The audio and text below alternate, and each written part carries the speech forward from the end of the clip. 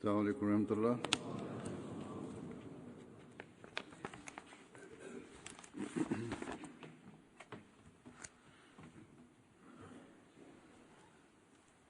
अशहदु अल्ला इलाहा इल्लल्लाह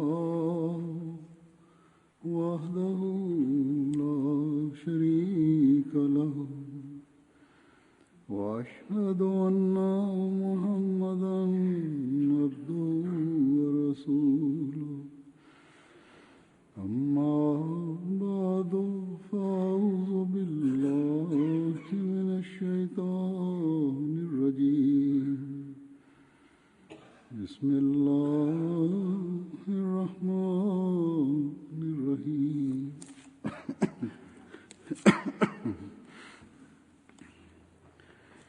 अल्हम्दुलिल्लाहि रब्बिल आलमीन अर्रहमानिर रहीम मालिकि यौमिद्दीन इय्याका नअबुदु व इय्याका नस्तईन اهدنا الصراط المستقيم صراط الذين أنعمت عليهم غير المغضوب عليهم ولا الضالين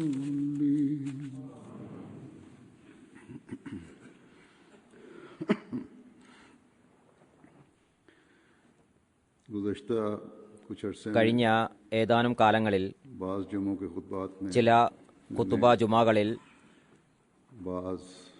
ഹസ്രത്ത് മസീഹ് മഊദ് അലൈഹി സ്വലാത്തു വസ്സലാം പറഞ്ഞിട്ടുള്ള ഏതാനും ചൊല്ലുകളും ഗുണപാഠ കഥകളും പരാമർശിച്ചുകൊണ്ട് ഹസ്രത്ത് മുസ്ലിം മഊദ് റളിയല്ലാഹു തആല അൻഹു വിവരിച്ചിട്ടുള്ളതിനെ സംബന്ധിച്ച് ഞാൻ പറയുകയുണ്ടായി.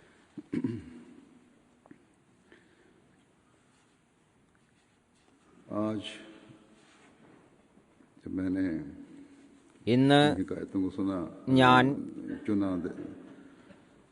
ചില ഗുണപാഠ കഥകൾ വിവരിക്കുന്നതിനായി എടുത്തപ്പോൾ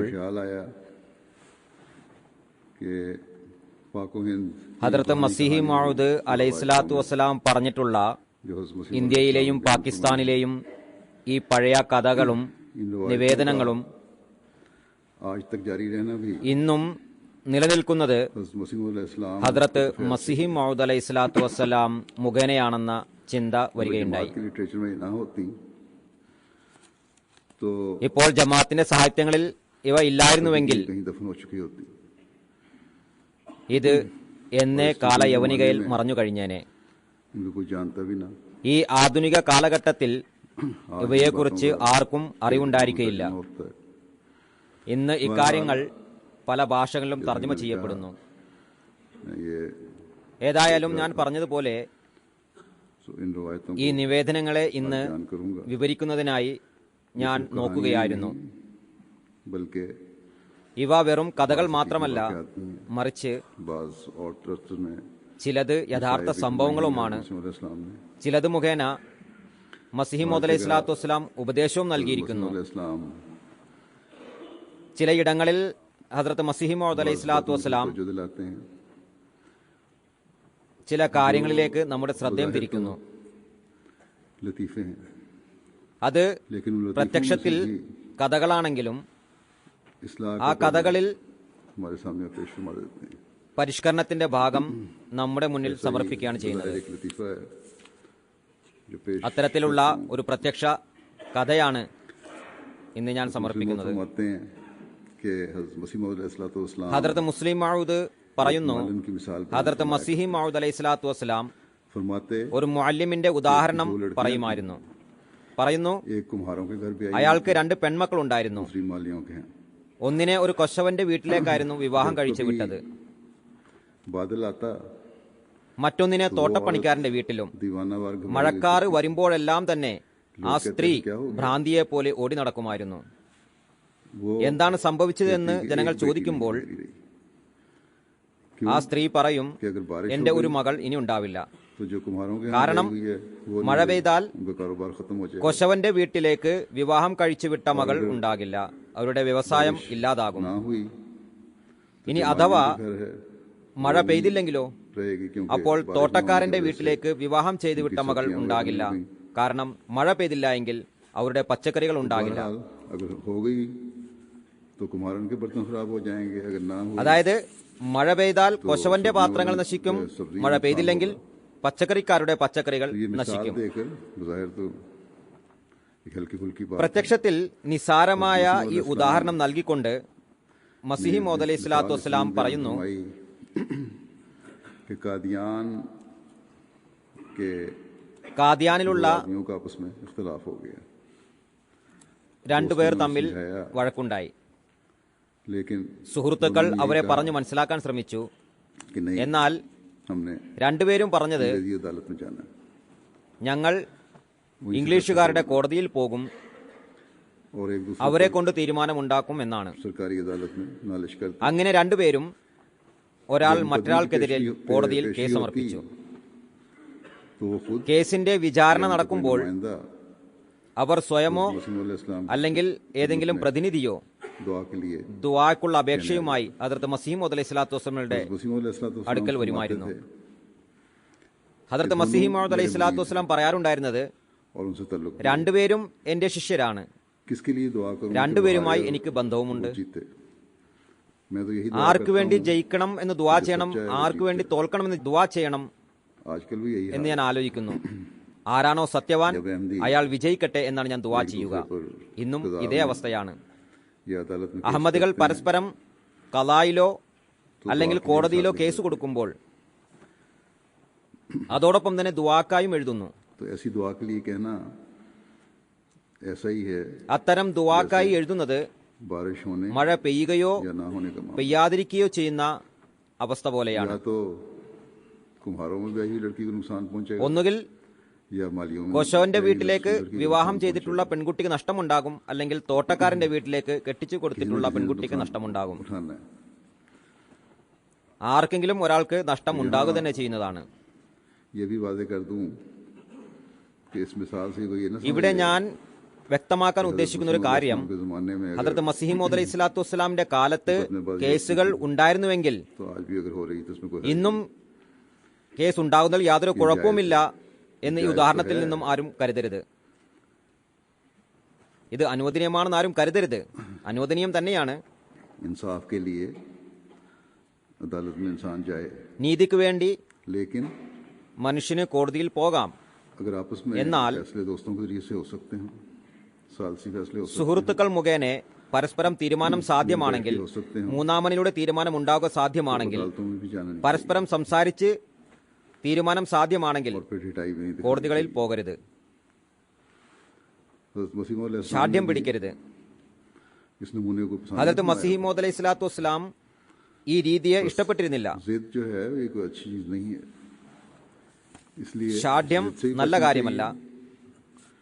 और फिर അതിനാൽ അതിൽ നിന്ന് രക്ഷപ്പെടേണ്ടതാണ്. दुआ के लिए कह के പിന്നീട് इमाम को भी मुश्किल ദുആക്കായി പറഞ്ഞുകൊണ്ട് क्योंकि अगर दोनों ഇമാമിനെയും വിഷമത്തിൽ നിന്ന് രക്ഷപ്പെടുത്തേണ്ടതുമാണ്. കാരണം किसके लिए दुआ करे और किसके लिए രണ്ട് കക്ഷികളും അഹമ്മദികളാണെങ്കിൽ ആർക്കു വേണ്ടിയാണ് ദുആ ചെയ്യുക, ആർക്കു വേണ്ടിയാണ് ദുആ ചെയ്യാതിരിക്കുക? करता हूं ആരാണോ സത്യവാൻ അവർക്ക് നീതി ലഭിക്കട്ടെ എന്ന് ഹദ്റത്ത് മസീഹ് മൗഊദ് അലൈഹി സ്വലാത്തു വസ്സലാം ദുആ ചെയ്തതുപോലെ उसे दे दे। ചെയ്യേണ്ടി വരും.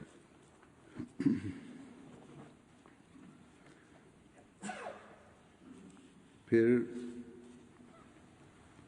अल्लाह ताला പിന്നീട് ने एक हुक्म की तरफ, അള്ളാഹു एक बात की तरफ हमें तवज्जो दिलाई മാതാപിതാക്കളെ ബഹുമാനിക്കേണ്ടതാണ് എന്ന കാര്യത്തിലേക്ക് वालिदैन का इज्जत व ശ്രദ്ധ ക്ഷണിക്കുന്നു.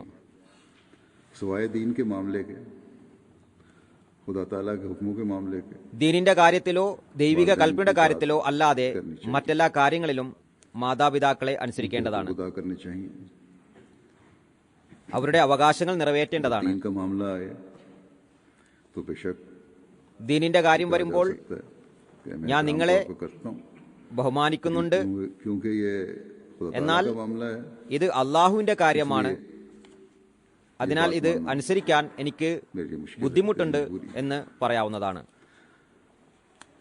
मुस्लिम फरमाते हैं कि हर इंसान का फर्ज है ഹദരത്ത് മുസ്ലിം മൗദ് പറയുന്നു, തങ്ങളുടെ മാതാപിതാക്കളോട് നല്ല നിലയിൽ പെരുമാറേണ്ടതും അവരോട് അനുസരണക്കേട് കാണിക്കാതിരിക്കേണ്ടതും किसी हुक्म की खिलाफ എല്ലാവരുടെയും കടമയാകുന്നു. लेकिन बहुत से नौजवान ऐसे हैं जो अपने माँ बाप എന്നാൽ പല യുവാക്കളും തങ്ങളുടെ മാതാപിതാക്കളെ അനുയോജ്യമായ നിലയിൽ और ना उनके हुकूक का ख्याल ബഹുമാനിക്കുന്നില്ല, അവരുടെ അവകാശങ്ങളെ ശ്രദ്ധിക്കുന്നുമില്ല. अगर कोई अच्छा ओहदा മറിച്ച് മക്കളിൽ ആർക്കെങ്കിലും നല്ല പദവി ലഭിക്കുകയാണെങ്കിൽ वालिदैन से मिलने में भी शर्म महसूस करता है. അവർ തന്റെ ദരിദ്രരായ മാതാപിതാക്കളെ കാണുന്നതിന് പോലും ലജ്ജിക്കുന്നു. सुनाया करते थे ഹദരത്ത് മസീഹ് മൗഊദ് അലൈഹി സ്വലാത്തു വസ്സലാം പറയാറുണ്ടായിരുന്നു, बड़ी तकलीफ बर्दाश्त करके अपने ഒരു बेटे ഹിന്ദു को BA വളരെ പ്രയാസപ്പെട്ട് തന്റെ മകനെ और इस डिग्री को ബി हासिल എയും करने के എം बाद എയും പഠിപ്പിച്ചു. वो डिप्टी ഈ हो ഡിഗ്രി गया, ലഭിച്ചു वो കഴിഞ്ഞപ്പോൾ चला गया. അയാൾ ഡെപ്യൂട്ടി ആകുകയും ജോലിക്ക് പോവുകയും ചെയ്തു. അക്കാലത്ത് ഡെപ്യൂട്ടി ആവുക എന്നത് को बड़ा इजाज़ नहीं समझा जाता. വലിയ അന്തസ്സായിരുന്നു. ഇക്കാലത്ത് അത് വലിയ അന്തസ്സായി കാണുന്നില്ല. कि मेरा लड़का डिप्टी हो ഒരിക്കൽ അയാളുടെ പിതാവ് ചിന്തിച്ചു, എന്റെ മകൻ ഡെപ്യൂട്ടിയായി, जिस वक्त हिंदू अपने बेटे को मिलने के പോയി അവനെ കണ്ടുവരാം. അങ്ങനെ ആ ഹിന്ദു തന്റെ മകനെ കാണുന്നതിനായി ജോലിസ്ഥലത്തെത്തിയപ്പോൾ वकील और बैरिस्टर वगैरह അയാളുടെ അടുത്ത് വക്കീലുമാരും ബാരിസ്റ്റർമാരും ഇരിക്കുന്നുണ്ടായിരുന്നു. ये भी अपनी गंदी धोती के साथ एक तरफ बैठ ആ വ്യക്തി മുഷിഞ്ഞ മുണ്ടുമായി ഒരു ഭാഗത്ത് ഇരുന്നു. किसी शख्स को സംസാരം നടന്നുകൊണ്ടിരുന്നു. इस आदमी का बैठना അതിലൊരാൾക്ക് उनमें से ഈ വ്യക്തി അവിടെ ഇരിക്കുന്നത് മോശമായി തോന്നി. कि हमारी मजलिस में ये कौन बैठा हुआ है. ആ വ്യക്തിയോട് ചോദിച്ചു, നമ്മുടെ സഭയിൽ ഇരിക്കുന്ന ഇയാൾ ആരാണ്? इसकी അയാളുടെ വാക്കുകൾ കേട്ട ഡെപ്യൂട്ടി സാഹിബ് और शर्मिंदगी से बचने के लिए कहने लगे അമ്പരന്നു. कि ये हमारे അപമാനത്തിൽ നിന്ന് രക്ഷപ്പെടുന്നതിനായി പറഞ്ഞു, खिलाने वाले हैं. ഇത് ഞങ്ങൾക്ക് ഭക്ഷണം നൽകുന്നയാളാണ്. अपने बेटे की ये बात सुनकर गुस्से के साथ മകന്റെ ഈ വാക്കുകൾ കേട്ടപ്പോൾ और अपनी चादर संभालते उठ खड़ा ആ हुआ പിതാവ് कहने लगा, കോപിഷ്ഠനായി जनाब തന്റെ ने ഷാൾ उनका എടുത്തുകൊണ്ട് ये എഴുന്നേറ്റ് നിന്ന് പറഞ്ഞു, साथ മാന്യരെ, लोगों को ഞാൻ जब ഇവന് मालूम ഭക്ഷണം നൽകുന്നയാളല്ല, हुआ कि ഇവന്റെ डिप्टी साहब മാതാവിന് के ഭക്ഷണം वालिद ने നൽകുന്നയാളാണ്. बड़ी लानतान की. ഈ വ്യക്തി ഡെപ്യൂട്ടി സാഹിബിന്റെ പിതാവാണെന്ന് കൂടെയുള്ളവർക്ക് മനസ്സിലായപ്പോൾ हम इसकी मुनासिब അവർ ഡെപ്യൂട്ടി സാഹിബിനെ കുറ്റപ്പെടുത്തിക്കൊണ്ട് പറഞ്ഞു, ആദ്യമേ അറിഞ്ഞിരുന്നുവെങ്കിൽ ഞങ്ങൾ അദ്ദേഹത്തെ വേണ്ടവിധം സ്വീകരിച്ച് ആദരിച്ചേനെ, മാന്യതയോടുകൂടി ഇരിപ്പിടം നൽകിയേനെ. ഏതായാലും कि लोग ഇത്തരത്തിലുള്ള കാഴ്ചകൾ रिश्तेदारों के साथ കാണാൻ रहने से സാധിക്കുന്നു. जी चुराते हैं. കുടുംബക്കാർ ദരിദ്രരാണെങ്കിൽ ആളുകൾ അവരെ കാണുന്നത് ഒഴിവാക്കാൻ ശ്രമിക്കുന്നു. ताकि इनकी അവർ പിതാവോ മറ്റു കുടുംബക്കാരോ ആയിക്കൊള്ളട്ടെ, തങ്ങളുടെ ഉന്നത സ്ഥാനത്തിന് കോട്ടം തട്ടാതിരിക്കുന്നതിനായിട്ടാണ് ചെയ്യുന്നത്. और दूसरे ചുരുക്കത്തിൽ रिश्ते जिनके മാതാപിതാക്കളെയും മറ്റു ബന്ധുക്കളെയും ആദരിക്കേണ്ടതാണ്. उनसे लोग बचते हैं. അതിൽ നിന്ന് बजाय इसके പലരും ഒഴിവാകുന്നു. माँ बाप का नाम रोशन करें, പിന്നീട് മാതാപിതാക്കളുടെ പേരിന്റെ അന്തസ് ഉയർത്തുന്നതിന് പകരം लगाने वाले बन जाते हैं. അവരുടെ പേരിനെ ഇകഴ്ത്തുന്നവരായി മാറുന്നു.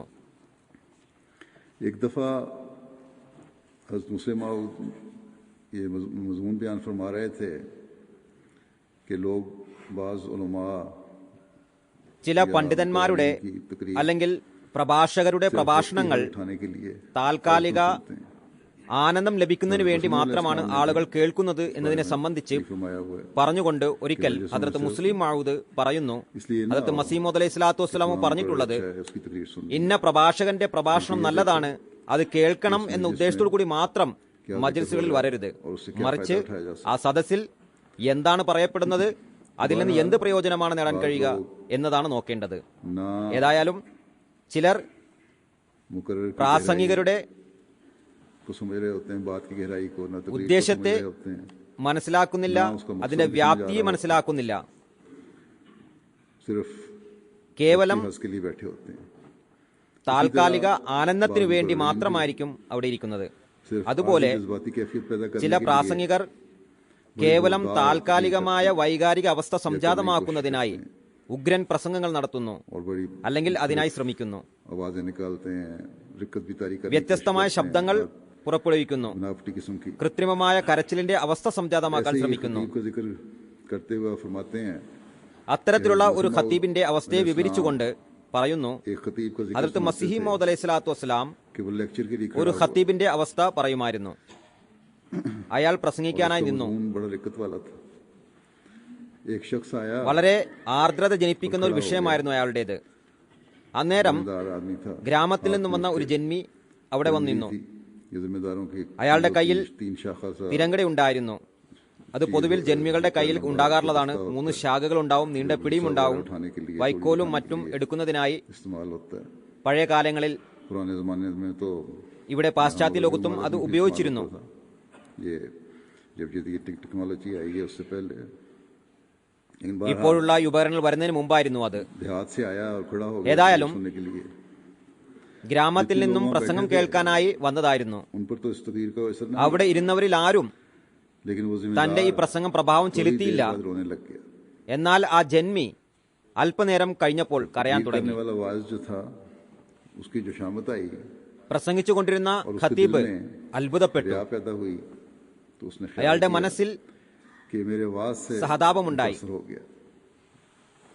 उसने लोगों को मुखातिब करके कहा कि देखो, തന്റെ പ്രസംഗത്താൽ പ്രഭാവിതനായി എന്നയാൾ കരുതാൻ തുടങ്ങി. അയാൾ ജനങ്ങളെ അഭിസംബോധന ചെയ്തുകൊണ്ട് പറഞ്ഞു, നോക്കൂ, മനുഷ്യ ഹൃദയങ്ങളും പലതരത്തിലുള്ളതാണ്. जो घंटों से मेरा वाज ഒന്ന്, सुन रहे हो, മണിക്കൂറുകളോളമായി എന്റെ പ്രസംഗങ്ങൾ കേട്ടുകൊണ്ടിരിക്കുന്ന നിങ്ങളാകുന്നു. मगर ये एक എന്നാൽ अल्लाह का बंदा है, നിങ്ങളിൽ ഇത് യാതൊരു സ്വാധീനവും ഉണ്ടാക്കിയില്ല. असर हो गया. അള്ളാഹുവിന്റെ ദാസനായ ഈ വ്യക്തിയെ हुआ और ये रो पड़ा. പെട്ടെന്ന് അത് സ്വാധീനിച്ചു. കുറച്ചു നേരത്തേക്കായി വന്നതായിരുന്നുവെങ്കിലും അയാൾ കരയാൻ തുടങ്ങിയിരിക്കുന്നു. हुआ इस पे. പിന്നീട് അയാളെ എത്രത്തോളം സ്വാധീനിച്ചു എന്ന് ജനങ്ങളെ മനസ്സിലാക്കി കൊടുക്കുന്നതിനായി അയാളോട് ചോദിച്ചു, तुम पर असर, സുഹൃത്തെ, तुम पर കരയാൻ മാത്രം किस എന്ത് बात ने കാര്യമാണ് असर किया कि तुम रो पड़े हो? താങ്കളെ സ്വാധീനിച്ചത്? उसने कहा, അയാൾ പറഞ്ഞു, इसको जिम्मेदार लोग समझ सकते हैं. ഇത് ജന്മികളായവർക്ക് പെട്ടെന്ന് ശരിക്കും മനസ്സിലാകും. कि कल इसी तरह मेरी भैंस का बच्चा പറഞ്ഞു, अड़ा अड़ा ഇന്നലെ എന്റെ എരുമ ഇതുപോലെ जब मैंने ഒച്ച आपकी വെച്ചുകൊണ്ട് आवाज सुनी तो वो याद आया ചത്തുപോയിരുന്നു. താങ്കളുടെ ശബ്ദം കേട്ടപ്പോൾ और मैं रो पड़ा. तो ये सुन അത് കേട്ടപ്പോൾ എനിക്ക് കരച്ചിൽ വന്നു. ഇത് കേട്ടപ്പോൾ ഖത്തീബ് ലജ്ജിതനായി. उस शख्स के അയാളുടെ जज्बात उभरे, लेकिन വികാരം ഉണർന്നു. ईद की जोरदार आवाज में എന്നാൽ ഖത്തീബിന്റെ ഉച്ചത്തിലുള്ള സംസാരവും रिक्कत की ചില സമയത്ത് ആർദ്രത സംജാതമാക്കുവാനുള്ള ശ്രമത്തിൽ अजीबोगरीब आवाजें തൊണ്ടയിൽ നിന്ന് വിചിത്രമായ ശബ്ദങ്ങൾ പുറപ്പെടുവിച്ച കാരണത്താലായിരുന്നു അത്. भैंस का बच्चा जो गले से അത് കേട്ടപ്പോൾ വിചിത്രങ്ങളായ ശബ്ദങ്ങൾ ഉണ്ടാക്കി ചത്തുപോയ അയാളുടെ എരുമയുടെ കുട്ടിയെ അയാൾക്ക് ഓർമ്മ വന്നു. तो खतीब बेचारे को जो गलतफहमी हो गई थी अपने खिताब की कि मेरी शायद रिक्कत भरी तकरीर जो है ये सुन के ये रो पड़ा है. തന്റെ ആർദ്രത നിറഞ്ഞ പ്രസംഗമാണ് അയാളുടെ കരച്ചിലിന് കാരണമായതെന്ന ആ പാവം ഖത്തീബിന്റെ തെറ്റിദ്ധാരണയെ അത് हमारे खिलाफ ഇല്ലാതാക്കി. जो मौलवी बोलते हैं, अगर उनकी तकरीरें सुने कभी നമുക്കെതിരായി പ്രസംഗിക്കുന്ന മൗലവിമാരുടെ പ്രസംഗങ്ങൾ കേൾക്കുമ്പോൾ होती हैं. തികച്ചും ഇതേ അനുഭവം തന്നെയാണ് ഉണ്ടാകുന്നത്. बहरहाल ഇതേപോലുള്ള ശബ്ദങ്ങളായിരിക്കും ഉണ്ടാകുന്നത്. तो इन लोगों का काम है, खासतौर पर जब उनको ഏതായാലും ഇത് ഇവരുടെ ജോലിയാണ്, बोलने का. പ്രത്യേകിച്ച് അവർക്ക് അഹമ്മദിയത്തിനെതിരിൽ പ്രസംഗിക്കാനുള്ള ആവേശമുണ്ടാകുമ്പോൾ. पाकिस्तान में रहते हैं या पाकिस्तान से इन दिनों में പാകിസ്ഥാനിൽ आए हैं, വസിക്കുന്നവർ इनको पता होगा, जिन्होंने सुनी होगी, അല്ലെങ്കിൽ ഇന്നാളുകളിൽ പാകിസ്ഥാനിൽ നിന്ന് വന്നിട്ടുള്ളവർ होती है इनकी. അവരുടെ പ്രസംഗങ്ങൾ കേട്ടിട്ടുണ്ടാകും. എങ്ങനെയുള്ള പ്രസംഗങ്ങളാണ് നടക്കുന്നതെന്ന് അവർക്കറിയാം. अल्लाह ताला का ये हम पर एहसान है कि हमें ഹദ്റത്ത് മസീഹ് മൗഊദ് അലൈഹി സ്വലാത്തു വസ്സലാമിനെ വിശ്വസിക്കാനുള്ള സൗഭാഗ്യം നമുക്ക് ലഭിച്ചു എന്നുള്ളത് നമ്മുടെ മേലുള്ള അള്ളാഹുവിന്റെ ഔദാര്യമാണ്. वरना इस्लाम के नाम അല്ലെങ്കിൽ पर ഇസ്ലാമിന്റെ പേരിൽ जो दुकानदारियां चमकाई हुई हैं, പീറുമാർ മോടി പിടിപ്പിച്ചുകൊണ്ടിരിക്കുന്ന ഈ കച്ചവടങ്ങളിൽ इनका हिस्सा होता है. നാമും ഭാഗധേയരായനെ. दावे तो ये करते हैं पीर लोग कि बड़े पहुंचे വലിയ ഉന്നത പിടിപാടുകൾ ഉള്ളവരാണെന്നാണ് ഈ പീറുമാരുടെ വാദങ്ങൾ. അവർ പറയുന്നത് ये कहते ഞങ്ങളുടെ ദുആയിലൂടെ हैं कि हम अपनी ആവശ്യങ്ങൾ जरूरियात पूरी कर लेते हैं, പൂർത്തിയാക്കപ്പെടുന്നു. जरूरत नहीं. अल्लाह ताला से हमारा ഞങ്ങൾക്ക് ഒന്നിന്റെയും ആവശ്യമില്ല. അള്ളാഹുമായി ഞങ്ങൾക്ക് വളരെ അടുത്ത ബന്ധമാണുള്ളത്. ഭൗതിക ലോകത്തോട് തികച്ചും വിരക്തിയാണുള്ളത്. अमल क्या है इनके, എന്നാൽ इस बारे അവരുടെ में പ്രവർത്തനങ്ങൾ എന്തൊക്കെയാണ്? ഇത് സംബന്ധമായി हज़रत मसीह मौऊद अलैहिस्सलाम एक शख्स की निस्बत ഹദ്റത്ത് മസീഹ് മൗഊദ് അലൈഹി സ്വലാത്തു വസ്സലാം ഒരു വ്യക്തിയെ കുറിച്ച് പറയുന്നു. तक पहुंचा वो समझता था. അയാൾ സ്വയം തന്നെ ഒരു പ്രത്യേക പദവിയിലേക്ക് എത്തിയ ആളായി കരുതിയിരുന്നു. फिर कहा ഒരിക്കൽ कि लाओ मेरे യാദൃശ്ചികമായ ഒരു ശിഷ്യന്റെ അടുത്ത് ചെന്ന് അയാളോട് പറഞ്ഞു, എന്റെ നികുതി തരിക, അതായത് എനിക്ക് കാണിക്ക തരിക. അത് ക്ഷാമകാലമായിരുന്നു. ശിഷ്യൻ പറഞ്ഞു, എന്റെ കയ്യിൽ ഒന്നുമില്ല, ഇത്തവണ എന്നോട് ക്ഷമിക്കുക. और आखिर പീർ സാഹിബ് കുറെ നേരം തർക്കിച്ചുകൊണ്ടിരുന്നു. उसकी बिकवाई അവസാനം അയാൾക്ക് തന്റെ ഒരു സാധനം വിറ്റുകൊണ്ട് और फिर അയാൾക്ക് പൈസ കൊടുത്തപ്പോഴാണ് ആ പീർ അയാളെ വിട്ടുപോയത്.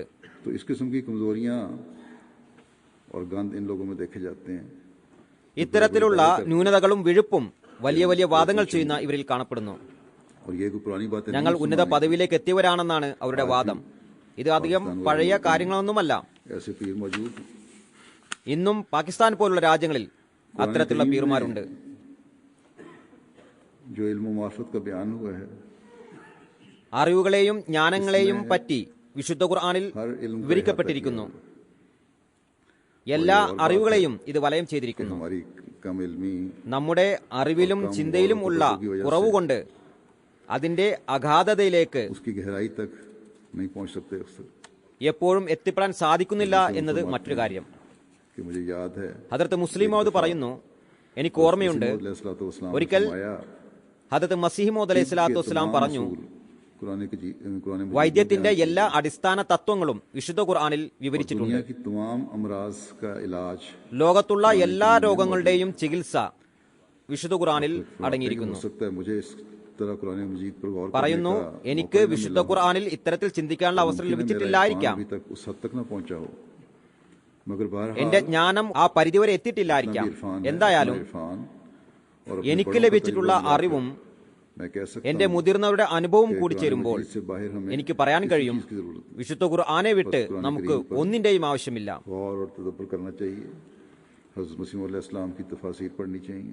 വിശുദ്ധ ഖുർആനിൽ ചിന്തിക്കേണ്ടത് അത്യാവശ്യമാണ്.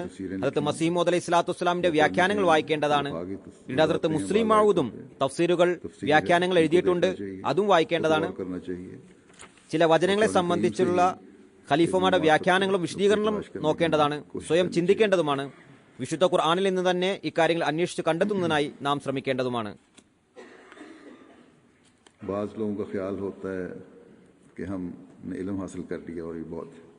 ഞങ്ങൾ അറിവ് സമ്പാദിച്ചു കഴിഞ്ഞു, ഇത് ഞങ്ങൾക്ക് മതിയായതാണ് എന്ന് ചിലർ കരുതുന്നു. ഇനി ഞങ്ങൾക്കൊന്നിന്റെയും ആവശ്യമില്ല, ഒരു അനുഭവത്തിന്റെയും ആവശ്യമില്ല എന്നവർ കരുതുന്നു. മറ്റുള്ളവരുടെ അഭിപ്രായങ്ങൾ തേടേണ്ട ആവശ്യവുമില്ലെന്ന് കരുതുന്നു. എന്നാൽ ഓർക്കേണ്ട കാര്യം, അറിവിനോടൊപ്പം അനുഭവവും പരിചയസമ്പത്തും അനിവാര്യമാണെന്നാണ്.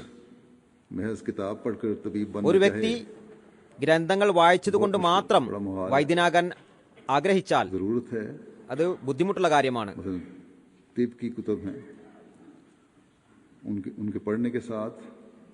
വൈദ്യത്തിന്റെ ഗ്രന്ഥങ്ങൾ പഠിക്കുന്നതോടൊപ്പം തന്നെ അനുയോജ്യനായ വൈദ്യന്റെ മുന്നിൽ വെച്ച് രോഗനിർണയവും ചികിത്സയും നടത്തേണ്ടതുമാണ്. ഒരു ഡോക്ടർ വൈദ്യഗ്രന്ഥങ്ങൾ പഠിക്കുകയും പിന്നീട് ഒരു ഡോക്ടറുടെ അടുത്ത് പോയി രോഗനിർണയവും ചികിത്സവും നടത്തിയിരിക്കണം. അക്കാരണത്താലാണ് കോളേജുകളിൽ ഡോക്ടർമാരെ പഠിപ്പിക്കുന്നതോടൊപ്പം പ്രാക്ടിക്കലും നടത്തുന്നത്.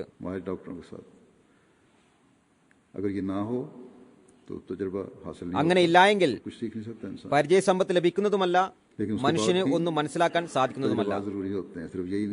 എന്നാൽ അതിനുശേഷവും അനുഭവം അനിവാര്യമാണ്. പഠിക്കുന്ന കാലത്തുള്ള അനുഭവം മാത്രം മതിയാവുന്നതല്ല. ഏതായാലും ഒരു ഡോക്ടർക്കും തന്റെ അറിവ് പൂർണ്ണമാകുന്നത് അത് പ്രാവർത്തികമാക്കുമ്പോഴാണ്. പ്രവർത്തനമില്ലാതെ അറിവ് പൂർണ്ണമാകില്ല, പ്രയോജനകരവുമാകില്ല.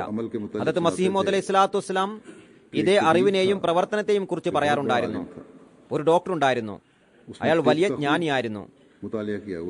അയാൾ വൈദ്യശാസ്ത്രത്തെ സംബന്ധിച്ച് ധാരാളം വായിച്ചിട്ടുണ്ടായിരുന്നു, ധാരാളം അറിവ് സമ്പാദിച്ചിരുന്നു. അയാൾ രഞ്ജിത് സിംഗിന്റെ പ്രശസ്തിയെക്കുറിച്ച് അറിഞ്ഞപ്പോൾ ഡൽഹിയിൽ നിന്ന് അയാളുടെ സന്നിധിയിലെത്തി.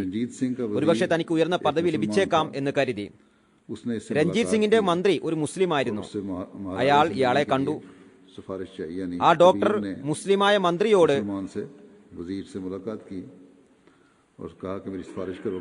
മഹാരാജ രഞ്ജിത് സിംഗുമായി കൂടിക്കാഴ്ച നടത്തുന്നതിനായി ശുപാർശ ചെയ്യാൻ പറഞ്ഞു.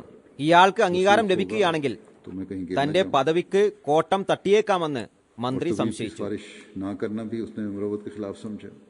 കൂടിക്കാഴ്ചക്കായി ശുപാർശ ചെയ്യാതിരിക്കുന്നതും കീഴ്വഴക്കത്തിന് വിരുദ്ധമാണെന്നും ചിന്തിച്ചു. कि इनका अमली तजुर्बा ഡോക്ടറുടെ വാക്കുകളിൽ നിന്ന് അയാൾക്ക് പ്രവൃത്തി പരിചയം തീരെയില്ല എന്നും മന്ത്രി മനസ്സിലാക്കിയിരുന്നു. എന്നാൽ നല്ല അറിവുണ്ടെന്ന് മനസ്സിലായി. महाराजा रंजीत सिंह ने से उसने सवाल മഹാരാജ രഞ്ജിത് സിംഗിനോട് की और कहा कि हुजूर മന്ത്രി ഇയാൾക്ക് വേണ്ടി ശുപാർശ ചെയ്തു. പറഞ്ഞു, ഹുസൂർ, ഇദ്ദേഹം വലിയ പണ്ഡിതനാണ്. किताब पढ़ी हुई है और उसके इल्म की बहुत അദ്ദേഹം ഇന്ന ഗ്രന്ഥങ്ങൾ വായിച്ചിട്ടുണ്ട്.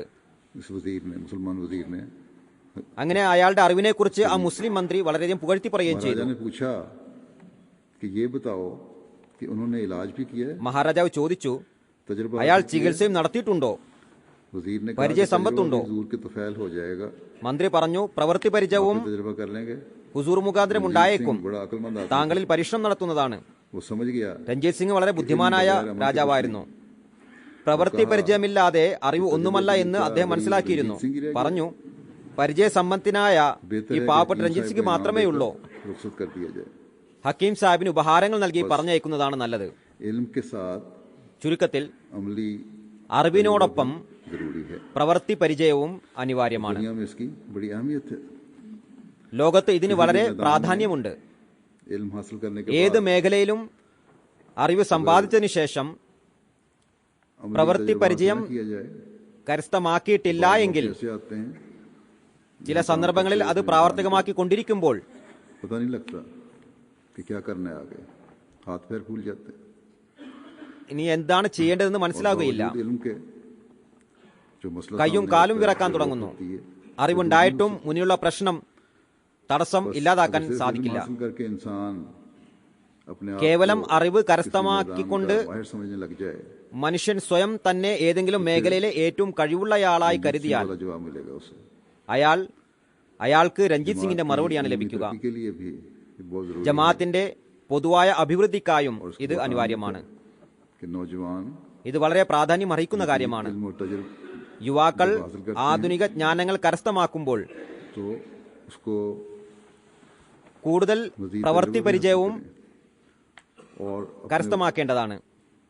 इल्म को तजुर्बा തങ്ങളുടെ അറിവിനെ അനുഭവസ്ഥരായ ആളുകളുമായി കൂട്ടിച്ചേർത്ത് इस्तेमाल करें. ജമാഅത്തിന്റെ പുരോഗതിക്കായും പ്രയോജനപ്പെടുത്തേണ്ടതാണ്. करना उसको इस्तेमाल करना. ധാരാളം അഭിപ്രായങ്ങൾ കിട്ടുന്നു. പുതിയ ടെക്നോളജിയാണ്, അതിനെ ഉപയോഗിക്കുക.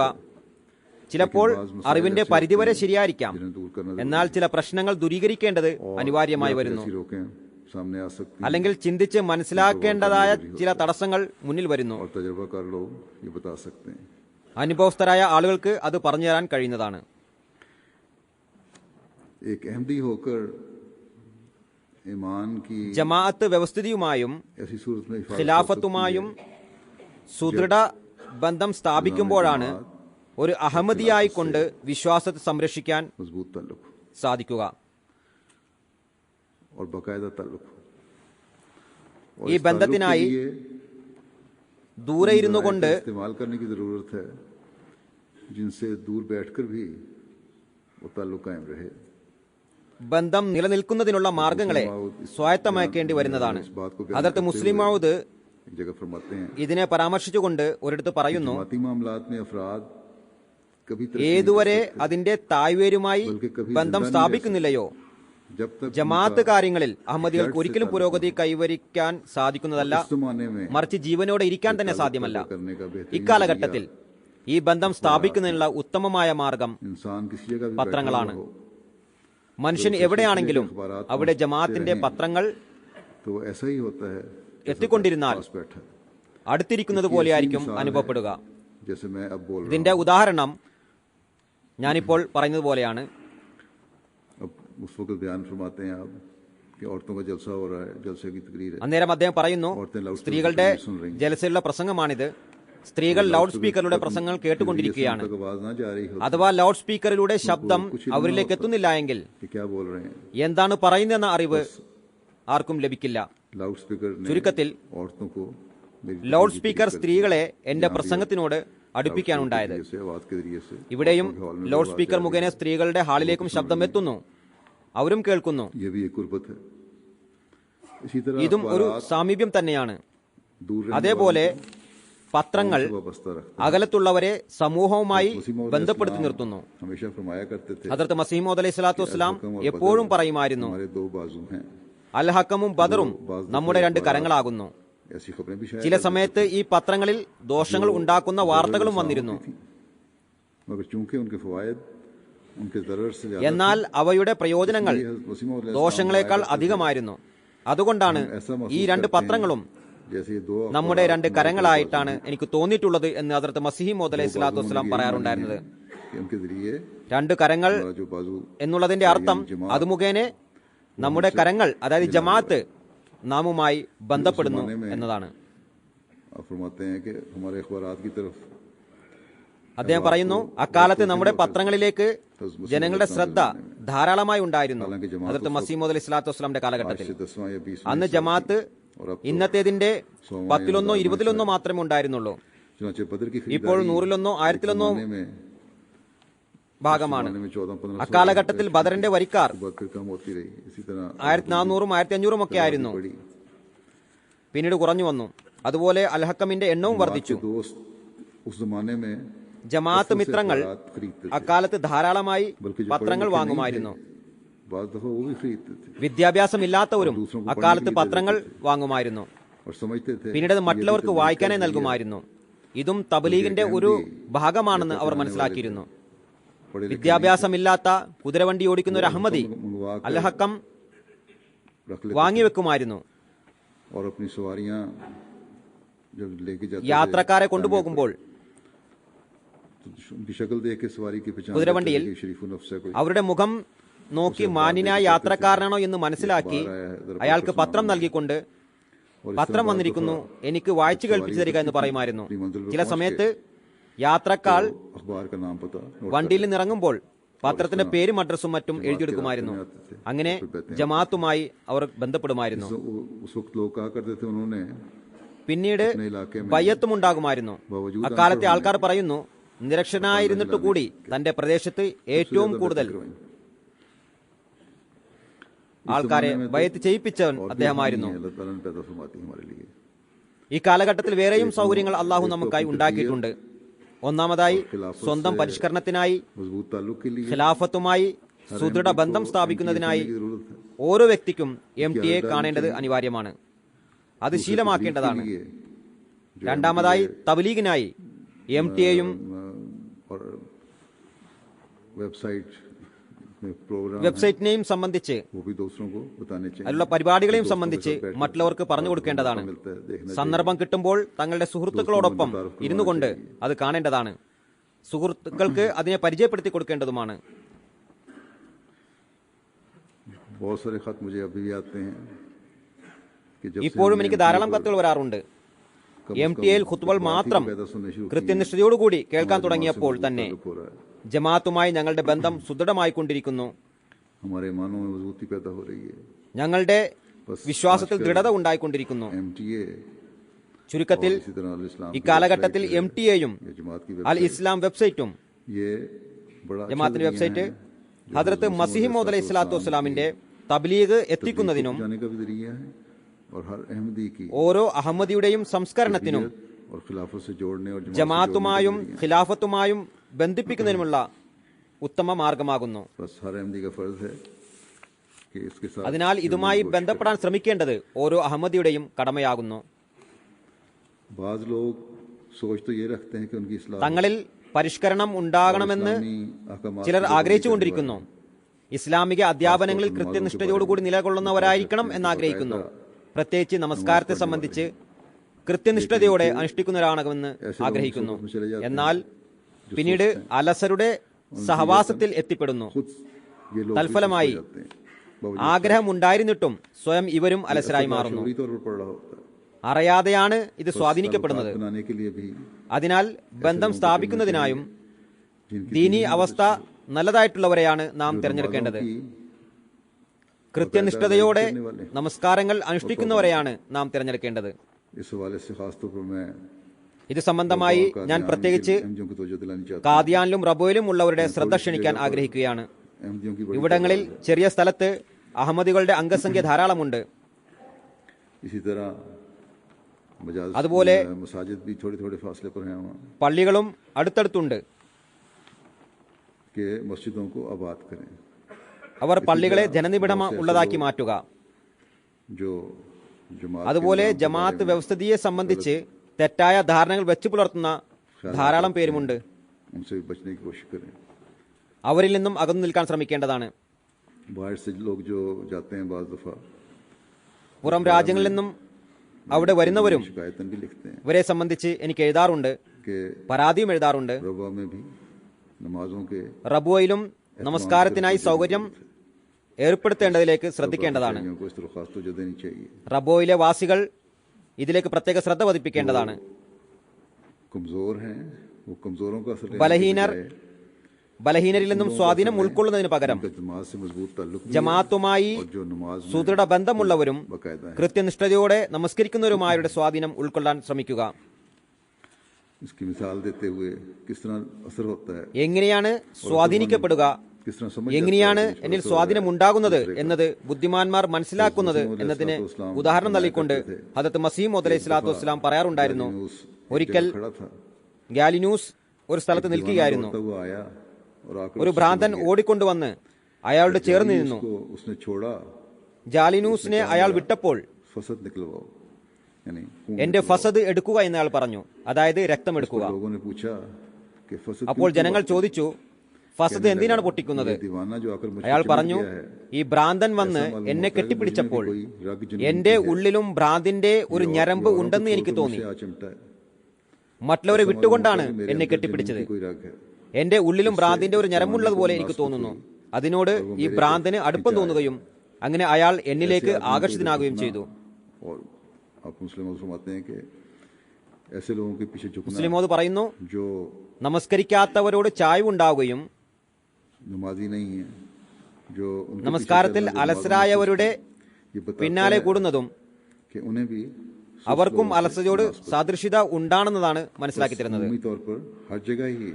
ചുരുക്കത്തിൽ പൊതുവായി എല്ലായിടത്തുമുള്ള എല്ലാ അഹമ്മദികളും അലസരോട് അടുപ്പം കാണിക്കുന്നതിന് പകരം ആക്റ്റീവായവരോട്, ജമാഅത്തിലെ ചുറുചുറുക്കുള്ളവരോട് അടുപ്പം സ്ഥാപിക്കേണ്ടതാണ്, അവരുമായി ബന്ധം സ്ഥാപിക്കേണ്ടതാണ്. ഈ അടുപ്പം സ്ഥാപിതമാകുമ്പോൾ ചുറുചുറുക്കുള്ളവരുടെ എണ്ണത്തിൽ വർധനവുണ്ടാവുകയും അലസത ചുറുചുറുക്കായി മാറുകയും ചെയ്യുന്നു.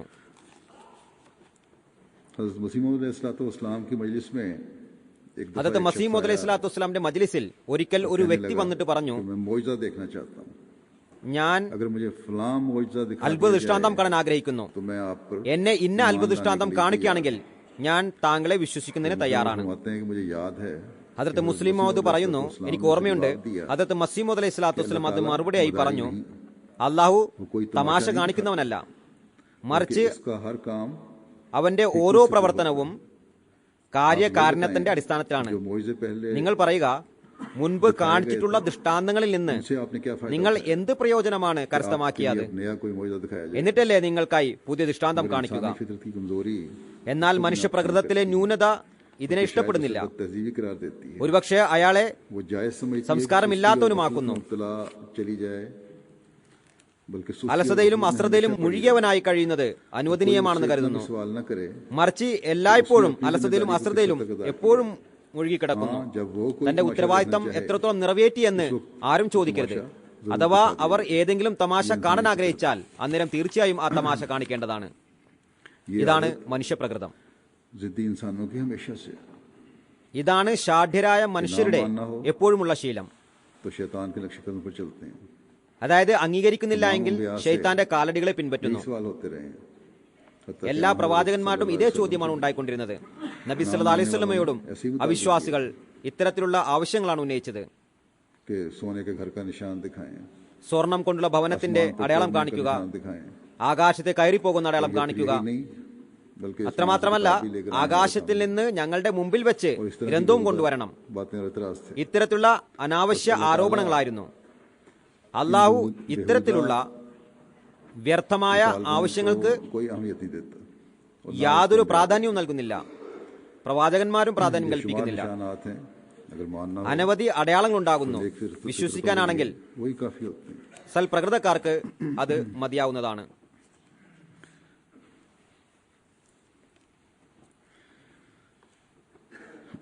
बाद लोगों ने ചിലർ തഹരീക്ക് ജദീദിനെ സംബന്ധിച്ച് ചില ആരോപണങ്ങൾ ഉന്നയിച്ചു. ഇതെന്ത് പുതിയ പദ്ധതിയാണ് ആരംഭിച്ചത്?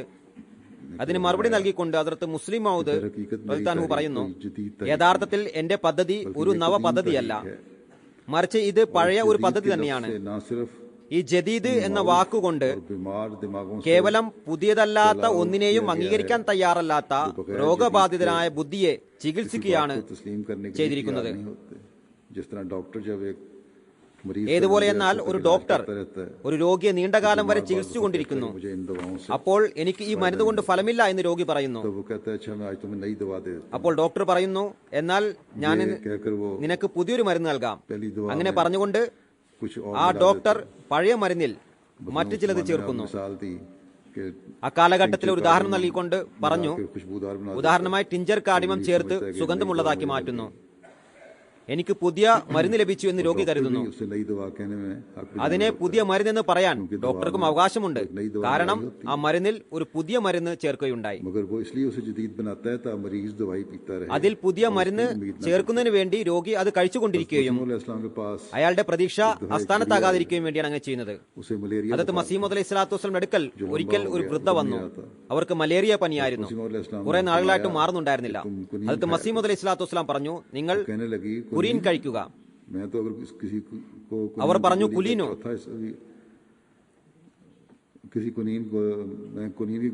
ഞാൻ കുനീന്റെ 4 ഭാഗം കഴിച്ചാൽ പോലും ആഴ്ചകളോളം പനി പിടിച്ചു കിടക്കുന്നതാണ്. അവർ കുനീൻ കഴിക്കുന്നതിന് തയ്യാറല്ല എന്ന് ഹദ്റത്ത് മസീഹ് മൗഊദ് അലൈഹി സ്വലാത്തു വസ്സലാം കണ്ടപ്പോൾ, പൊതുവായി ഞങ്ങളുടെ നാട്ടിൽ കുനീനെ കൊനേൻ എന്നാണ് പറയുന്നത്. അതിന്റെ അർത്ഥം ഇരുലോകം എന്നാണ്.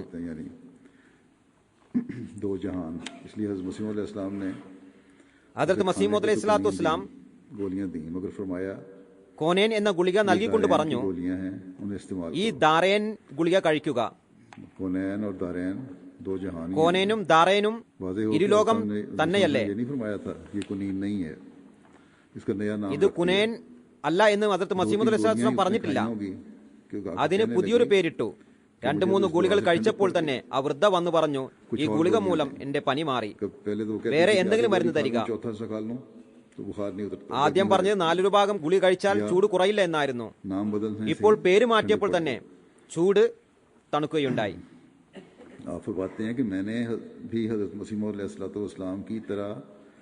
അദ്ദേഹം പറയുന്നു, ഞാനും ഹദ്റത്ത് മസീഹ് മൗഊദ് അലൈഹി സ്വലാത്തു വസ്സലാമിനെ പോലെ പഴയ പദ്ധതിയുടെ പേര് ജദീദ് എന്ന് വെക്കുകയാണ് ചെയ്തത്.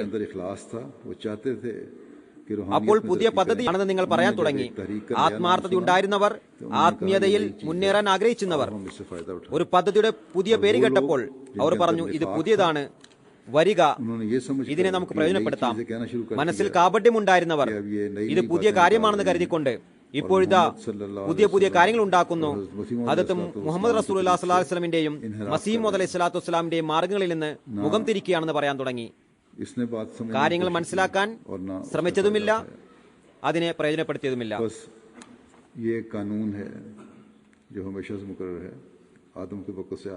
ആദമിന്റെ കാലം മുതൽ നിലവിലുള്ള ഒരു നിയമമാണിത്. അതായത് ശൈത്താൻ ആക്രമിക്കുമ്പോൾ അതിൽ നിന്ന് രക്ഷപ്പെടുന്നതിനായി നിങ്ങൾ പദ്ധതികൾ ആസൂത്രണം ചെയ്യേണ്ടതായി വരും. ശൈത്താനിൽ നിന്നും രക്ഷപ്പെടുന്നതിനും ദീനീ കാര്യങ്ങളിൽ അഭിവൃദ്ധി കൈവരിക്കുന്നതിനുമായി എന്തെല്ലാം പദ്ധതികൾ ആവിഷ്കരിക്കുന്നുവോ അതെല്ലാം പ്രവാചകന്മാരുടെ ആഗമന ലക്ഷ്യത്തെ കരസ്ഥമാക്കുന്നതിന് വേണ്ടിയിട്ടായിരുന്നു. അതിനു വേണ്ടിയിട്ടാണ് നബി തിരുമേനി സല്ലല്ലാഹു അലൈഹി വസല്ലമയും ആഗതരായത്. അതിനുവേണ്ടിയാണ് ഇക്കാലഘട്ടത്തിൽ ആ മഹാത്മാവിന്റെ സത്യസന്ധനായ പ്രേമിയും ആഗതരായത്. ഏതൊരു ലക്ഷ്യത്തെ കരസ്ഥമാക്കുന്നതിനായും ജമാഅത്തിന്റെ മൊത്തത്തിലുള്ള പുരോഗതിക്കായും ഉത്തരവാദപ്പെട്ട വ്യക്തിക്ക് നിരന്തരമായി പരിശ്രമിക്കേണ്ട ആവശ്യമുണ്ട്. അത് ശിക്ഷണത്തിന്റെ കാര്യമായിക്കൊള്ളട്ടെ, അല്ലെങ്കിൽ മറ്റെന്തെങ്കിലും കാര്യമായിക്കൊള്ളട്ടെ. ഹദ്റത്ത് മുസ്ലിം മൗഊദ് പറയുന്നു, ഹദ്റത്ത് മസീഹ് മൗഊദ് അലൈഹി സ്വലാത്തു വസ്സലാമിന്റെ കാലഘട്ടത്തിൽ ഒരു ഫക്കീർ ഉണ്ടായിരുന്നു. ആദ്യം മുഹാസിബയുടെ ഓഫീസ് ഉണ്ടായിരുന്ന ഭാഗത്ത് അയാൾ അധികവും വന്നിരിക്കുമായിരുന്നു. അഹമ്മദിയ ചൌക്കിൽ നിന്ന് ആരെങ്കിലും വരുന്നതായി അയാൾ കണ്ടാൽ 1 രൂപ തരിക എന്ന് പറയുമായിരുന്നു. വരുന്നയാൾ കുറച്ച് മുന്നോട്ട് വന്നാൽ 8 മതി എന്ന് പറയുമായിരുന്നു. അയാൾ കുറച്ചുകൂടി മുന്നോട്ട് വന്നാൽ 4 അണയായാലും മതി എന്ന് പറയുന്നു. आ जाता तो कहता 2 आने മുന്നിലെത്തുമ്പോൾ 2 അണയെങ്കിലും തരൂ എന്ന് പറയുന്നു. कदम आगे चला जाता അയാളുടെ മുന്നിലൂടെ കടന്ന് 2 അടി അപ്പുറത്തെത്തിയാൽ പറയും 1 അണയായാലും മതി. चला जाता तो कहता 1 पैसा ही കുറച്ചുകൂടി മുന്നോട്ട് നടന്നാൽ പറയും 1 പൈസയെങ്കിലും താ. चला जाता तो कहता धेला ही सही കുറച്ചുകൂടി മുന്നോട്ട് നടന്നാൽ ദഹലയായാലും മതി എന്ന് പറയും. उस मोड़ के करीब പോകുന്നയാൾ മസ്ജിദ് അക്സയിലേക്ക് തിരിയുന്ന സ്ഥലത്തെത്തിയാൽ പറയും तो कहता कि पकौड़ा ही दे दो പക്കോടെങ്കിലും തന്നാൽ മതി. कि आखिरी नुक्कर पे पहुंच गया है तो कहता അവസാന തിരിവിൽ എത്തി എന്ന് കാണുമ്പോൾ മുളകെങ്കിലും തരൂ എന്ന് പറയുന്നു. और मिर्च पर അതായത് 1 രൂപയിൽ തുടങ്ങി इसी तरह काम करने മുളകിൽ വന്ന് वालों को അവസാനിക്കുന്നു. यही समझना चाहिए ജോലി ചെയ്യുന്നവരും ഇങ്ങനെ തന്നെയാണ് കരുതേണ്ടത്.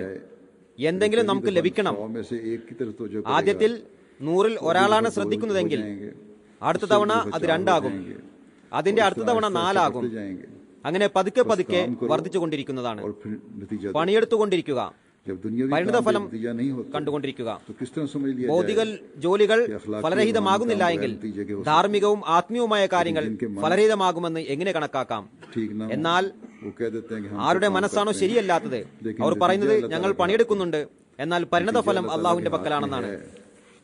പരിണിത ഫലം അള്ളാഹുവിന്റെ കയ്യിൽ തന്നെയാണ്. कि हमने तो അതായത് पूरी मेहनत की थी ഞങ്ങൾ പൂർണ്ണമായും പരിശ്രമിച്ചു, എന്നാൽ അള്ളാഹു ഞങ്ങളോട് ശത്രുത കാണിച്ചു എന്നാണ് അവർ പറയാൻ ആഗ്രഹിക്കുന്നത്. ഇങ്ങനെ പറയുന്നത് എത്രത്തോളം വിഡ്ഢിത്തമാകുന്നു. അതായത് अल्लाह ताला की तरफ मंसूब कर देते हैं अल्लाह ताला का ये कानून തങ്ങളുടെ ന്യൂനതയെയും കുറവുകളെയും അള്ളാഹുവിലേക്ക് ചൂണ്ടിക്കാണിക്കുന്നു. उसका कोई ना कोई नतीजा നാം ചെയ്യുന്ന ഓരോ പ്രവൃത്തിക്കും എന്തെങ്കിലും ഫലം ഉണ്ടാകുമെന്നത് അള്ളാഹുവിന്റെ നിയമമാണ്. എന്നാൽ നല്ലതും മോശവുമായ ഫലം നമ്മുടെ പ്രവർത്തനത്തെ ആശ്രയിച്ചിരിക്കുന്നു. एक बेटा 10 से काम करके ഒരാൾ मेहनत की 10-ൽ 1 ഭാഗത്തിനായി പരിശ്രമിക്കുന്നു. कि उसका 1 बेटा 10 नतीजा निकलेगा. अब इसके 1 बेटा 10 से निकलने के ये माने नहीं कि अल्लाह ताला के कानून कुदरत की वजह से 1 बेटा 10 से नतीजा निकलेगा, वरना उसने मेहनत तो ज्यादा की थी. कानून कुदरत किसी की मेहनत को जाया नहीं करता, लेकिन शरारती नफ्स അപ്പോൾ അയാൾക്കായി 10-ൽ 1 ഫലം ഉണ്ടായതിന്റെ അർത്ഥം അള്ളാഹുവിന്റെ പ്രകൃതി നിയമം കാരണമാണ്. 10-ൽ 1 ഫലം ഉണ്ടായതെന്നല്ല, മറിച്ച് അയാൾ ധാരാളം പരിശ്രമിച്ചിരുന്നു എന്നതാണ്. इससे बड़ा कुफ्र എന്നാൽ 10-ൽ 1 ഫലം ഉണ്ടാകണമെന്നുള്ളത് അള്ളാഹുവിന്റെ പ്രകൃതി നിയമം എന്നല്ല. कोशिश का सवाल है. പ്രകൃതി നിയമം ആരുടെയും പരിശ്രമത്തെ പാഴാക്കുന്നില്ല. എന്നാൽ ദുരാത്മാവ് പറയുന്നത് ഞാൻ എന്റെ കടമ നിറവേറ്റിയിരിക്കുന്നു, എന്നാൽ അള്ളാഹു തന്റെ കടമ നിറവേറ്റിയില്ല, മറന്നുപോയി എന്നാണ്. ये हर काम के नताइज ഇതിനേക്കാൾ വലിയ നിഷേധം മറ്റെന്താണ്? हमारे सामने आ सकते എത്രത്തോളം പരിശ്രമിക്കുന്നുവോ പരിണിതഫലം നമ്മുടെ വരുതിയിലാണ്. പരിണിതഫലം നല്ലതല്ല എങ്കിൽ നമ്മുടെ പരിശ്രമത്തിൽ എന്തോ ന്യൂനത ഉണ്ടായിരുന്നു എന്ന് മനസ്സിലാക്കുക. എല്ലാ പരിശ്രമങ്ങളുടെയും പരിണിതഫലം ഒരു പ്രത്യേക രൂപത്തിൽ നമ്മുടെ മുന്നിൽ വരുന്നതിനായി പരിശ്രമിക്കേണ്ടതാണ്. ഈ പരിണിതഫലം നമ്മുടെ മുന്നിൽ വരുന്നതുവരെ നാം വിശ്രമിക്കരുത്. ഞങ്ങൾ ധാരാളം ആരാധന കർമ്മങ്ങൾ നടത്തി, ധാരാളം ദുആകൾ ചെയ്തു, ഞങ്ങളുടെ ലക്ഷ്യം നിറവേറിയില്ല, ഞങ്ങളുടെ ദുആകൾ സ്വീകരിക്കപ്പെട്ടില്ല എന്ന് ചിലർ പറയാറുണ്ട്. वहां तक नहीं पहुंचे അവർ മനസ്സിലാക്കേണ്ടത് ഒന്നുകിൽ അവർ എത്തേണ്ട ഇടം വരെ എത്തിയിട്ടില്ല, तो मुकर्रर कर ली उन्होंने. അല്ലെങ്കിൽ ലക്ഷ്യം അവർ നിർണയിച്ചു, പക്ഷേ തെരഞ്ഞെടുത്ത വഴി തെറ്റായിരുന്നു. इस पर एक അതിനാൽ ദുആ ചെയ്യുന്നയാൾ करने वाले को गौर ഇതിൽ करना चाहिए ചിന്തിക്കേണ്ടതുണ്ട്. कि रास्ता भी सही है, അതായത് മാർഗവും ശരിയായിരിക്കണം, വേണ്ടത്ര പരിശ്രമിക്കുകയും चाहिए वो भी जरूरी है.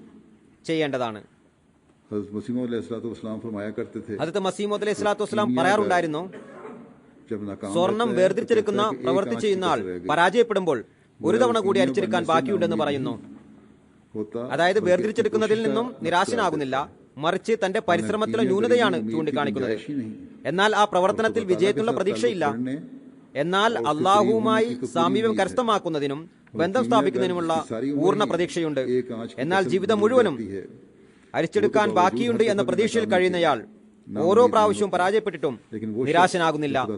എന്നാൽ അള്ളാഹുവിന്റെ സാമീപ്യം ആഗ്രഹിക്കുന്ന വ്യക്തി പരാജയപ്പെടുമ്പോൾ अपने तरीके अमल का नक्स തന്റെ പ്രവർത്തന രീതിയുടെ ന്യൂനതയായിട്ട് കണക്കാക്കാതെ अपने तरीके अमल का नक्स करार नहीं देता, बल्कि खुदा ताला से ഉടനെ തന്നെ അള്ളാഹുവിൽ നിന്ന് പ്രതീക്ഷയറ്റവനായി നിരാശനായി മാറുന്നു. अपनी तमाम कोशिश छोड़ बैठता തന്റെ എല്ലാ ശ്രമങ്ങളെയും ഉപേക്ഷിക്കുന്നു. कीमिया ചുരുക്കത്തിൽ तो गलती को अपनी സ്വർണം അരിച്ചെടുക്കുന്നവൻ തെറ്റിനെ സ്വയം തന്റെ ന്യൂനതയായി के ख्याल को यकीनी समझता है, പറയുന്നു. लेकिन സ്വർണമാകുന്നതിനുള്ള പ്രതീക്ഷയെ ദൃഢമായി നിലനിർത്തുന്നു. अपनी എന്നാൽ ദൈവത്തെ കരസ്ഥമാക്കുന്നതിനായി ശ്രമിക്കുന്നവർ തന്റെ തെറ്റിനെ അള്ളാഹുവിന്റെ തെറ്റായി കണക്കാക്കി അവനെ ഉപേക്ഷിക്കുന്നു. आजकल की रिसर्च करने वालों से भी ഇന്ന് റിസർച്ച് ചെയ്യുന്നവർ ചിലപ്പോൾ सालों एक मकसद को हासिल വർഷങ്ങളായി ഒരു കാര്യത്തിനായി റിസർച്ച് ചെയ്യുന്നു. करते हैं, പല വർഷങ്ങൾക്ക് ശേഷമാണ് फिर सालों बाद जाके कहीं कामयाबी അവർക്ക് വിജയം ലഭിക്കുന്നത്. और वो भी जरूरी नहीं कि അതും जिस അവർ तरीके को अपनाया हो ആവിഷ്കരിച്ച മാർഗങ്ങളുടെ മാത്രമാകണമെന്നില്ല. പല മാർഗങ്ങളും അവർ അവലംബിക്കുന്നു. रहते हैं.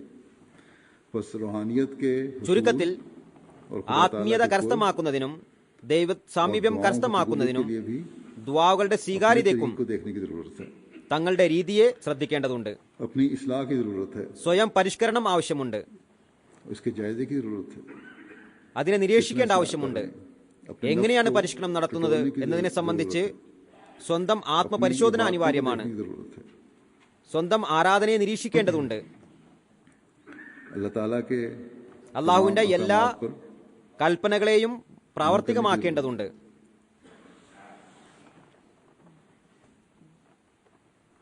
अपने തന്റെ എല്ലാ अमाल को देखने കർമ്മങ്ങളെയും വീക്ഷിക്കേണ്ടതുണ്ട്. कि किस किस्म के തന്റെ കർമ്മങ്ങൾ എത്തരത്തിലുള്ളതാണെന്ന് നോക്കേണ്ടതുണ്ട്. अपनी सोचों और अक्ल തന്റെ की दुरुस्ती की ചിന്തകളെയും जरूरत है. ബുദ്ധിയെയും പരിഷ്കരിക്കേണ്ടതുണ്ട്.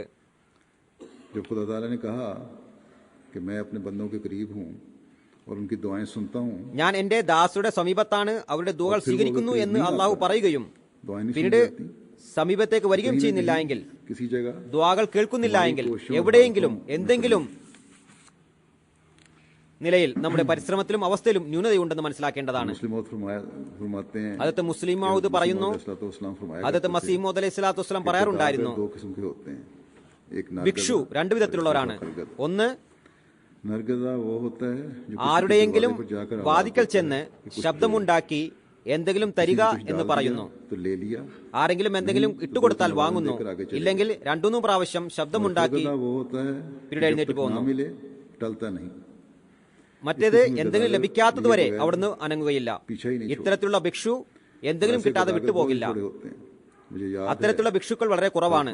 എനിക്ക് ഓർമ്മയുണ്ട്, ഹദരത്ത് മസീമോദ് അലൈഹി സ്വലാത്തു വസ്സലാമിന്റെ പക്കലും ഒരു വ്യക്തി വന്നിരിക്കാറുണ്ടായിരുന്നു. जब तक कुछ എന്തെങ്കിലും കിട്ടാത്തതുവരെ അയാൾ അവിടുന്ന് എഴുന്നേൽക്കില്ലായിരുന്നു. जब तक हज़रत മസീമോദ് അലൈഹി സ്വലാത്തു വസ്സലാം പുറത്തേക്ക് വന്ന് എന്തെങ്കിലും കൊടുക്കാത്തതുവരെ അയാൾ അവിടെ തന്നെ ഇരിക്കുമായിരുന്നു. फिर बाज़ औक़ात वो रकम ചില സമയത്ത് ഇത്ര രൂപ വേണമെന്ന് അയാൾ നിശ്ചയിക്കുന്നു. और अगर हज़रत साहब उससे कम ഹദ്രത്ത് സാഹിബ് അതിൽ കുറവാണ് നൽകുന്നതെങ്കിൽ ഒരിക്കലും വാങ്ങില്ലായിരുന്നു. ऐसा हुआ പല സന്ദർഭങ്ങളിൽ उसे इतनी रकम അതിഥികൾ അത്രയും രൂപ നൽകി മുഴുമിപ്പിച്ചതിന് ശേഷമാണ് അയാൾ അവിടെ നിന്ന് എഴുന്നേറ്റ് പോകാറുണ്ടായിരുന്നത്. कोई रकम निकल गई പറയുന്നു, അയാളുടെ വായിൽ നിന്ന് ഒരു സംഖ്യ പുറത്തു വന്നാൽ, അതായത് ഇത്രയും വേണമെന്ന് പറഞ്ഞു കഴിഞ്ഞാൽ, जाता न था. അത് മുഴുവൻ കിട്ടുന്നതുവരെ അയാൾ പോകില്ലായിരുന്നു. और अगर हज़रत साहब बीमार होते അഥവാ ഹദരത്ത് സാഹിബിന് സുഖമില്ല എങ്കിൽ जब तक सेहत സുഖം പ്രാപിച്ച് പുറത്തു വരുന്നതുവരെ അയാൾ അവിടുന്ന് പോകില്ലായിരുന്നു. मसीह अलैहिस्सलाम फरमाते थे ഹദരത്ത് മസീമോദ് അലൈഹി സ്വലാത്തു വസ്സലാം പറയുമായിരുന്നു, के लिए ये ദുആയുടെ സ്വീകാര്യതയ്ക്കായി कि इंसान മനുഷ്യന് सरगदा बने और मांगता चला जाए और खुदा के हुजूर ഭിക്ഷു ആയിക്കൊണ്ട് ആവശ്യപ്പെട്ടുകൊണ്ടിരിക്കേണ്ടത് അനിവാര്യമാകുന്നു. അള്ളാഹുവിന് മുന്നിൽ ചടഞ്ഞിരുന്നുകൊണ്ട് ഏതുവരെ അള്ളാഹുവിന്റെ പ്രവൃത്തി അതിനെക്കുറിച്ച് ദുആ ചെയ്യാൻ പാടില്ല എന്ന് സ്ഥാപിക്കുന്നില്ലയോ അതുവരെ ദുആ ചെയ്തുകൊണ്ടിരിക്കുക. खुदा का फेल कि अब इसके मतलब दुआ न की जाए कई तरह से है. ഇത് പലതരത്തിലുണ്ട്. औरत मुस्लिम हमल में है. ഉദാഹരണമായി, ഒരു സ്ത്രീ ഗർഭിണിയാണ്. आजकल की साइंस के मुताबिक ഇക്കാലത്തെ ശാസ്ത്രമനുസരിച്ച് ആൺകുട്ടിയാണോ പെൺകുട്ടിയാണോ ജനിക്കുന്നതെന്ന് മനസ്സിലാക്കാൻ സാധിക്കുന്നു. और आखिरी वक्त में आके അവസാന സമയത്ത്, അവസാന ഘട്ടത്തിൽ വ്യക്തമായി മനസ്സിലാക്കാൻ സാധിക്കുന്നു. उस वक्त ये कहना അന്നേരം कि लड़का ही हो ആൺകുട്ടി തന്നെ വേണമെന്ന് പറയുന്നത് ദൈവിക പ്രവർത്തനത്തിന് വിരുദ്ധമാണ്. पैदाइश का. അത് ജന്നത്തിന്റെ അവസാന ഘട്ടമാണ്. हाँ अगले हमल के लिए എന്നാൽ दुआ कबूल हो ആദ്യഘട്ടത്തിൽ ഈ ദുആ സ്വീകരിക്കപ്പെടാവുന്നതുമാണ്. तो लड़का दे दे. അള്ളാഹുവിന് ആൺകുട്ടിയെ നൽകാവുന്നതുമാണ്. അല്ലെങ്കിൽ ചില സമയത്ത് मंशा അള്ളാഹുവിന്റെ ഇച്ഛ फिर भी दुआ വെളിപ്പെടുത്തുകയും അതിനുശേഷവും മനുഷ്യൻ ദുആ ചെയ്തുകൊണ്ടിരിക്കുകയും ചെയ്താൽ बन जाती है. ഇത് തെറ്റാണ്, അപമര്യാദയാണ്. लेकिन എന്നാൽ ഒരിക്കലും